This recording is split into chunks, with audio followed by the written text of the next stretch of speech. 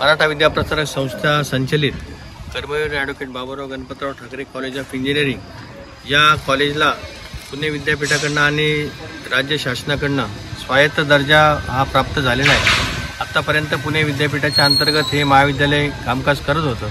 आता स्वायत्त दर्जा दिल्यानंतर या महाविद्यालयाला काही सवलती मिळणार आहे। याच्यामध्ये सिलेबस डिझाईन करण्याची सवलत असेल, त्याचबरोबर त्या ठिकाणी फी स्ट्रक्चर असेल किंवा इतर गोष्टी असतील की ज्या गोष्टी नाशिकच्या आजूबाजूला असणाऱ्या ज्या औद्योगिक वसाहती असतील या सगळ्यांना ज्या गोष्टींची गरज आहे त्या सगळ्या गोष्टींची गरज ओळखून त्या सिलेबसमध्ये आवश्यक ते बदल करण्याचं स्वातंत्र्य या निमित्ताने मिळणार आहे।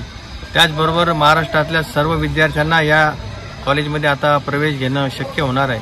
असे काही चांगले सकारात्मक बदल या निमित्तानं होणार आहे।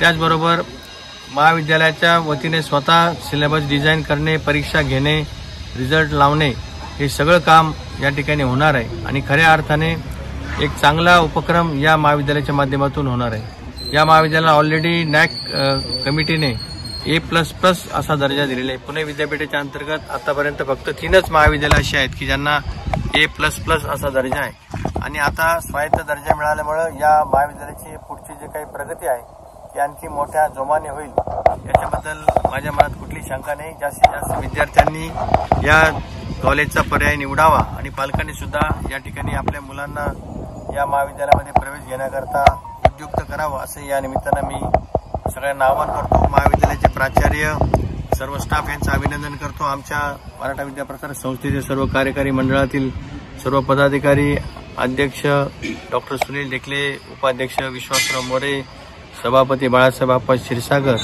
उपसभापती DB अण्णा मोगल, चिटणीस दिलीपराव दळवी आणि नाशिक शहर संचालक या लक्ष्मणराव लांडगे आणि सर्व संचालक या सगळ्यांनी या प्रोसेसमध्ये अतिशय मोलाचं सहकार्य केलेलं आहे आणि म्हणून माझी खात्री आहे की भविष्यामध्ये महाराष्ट्रामधीलच नव्हे तर जगामधलं एक अतिशय चांगल्या दर्जाचं महाविद्यालय म्हणून या महाविद्यालयाची ओळख भविष्यामध्ये होईल।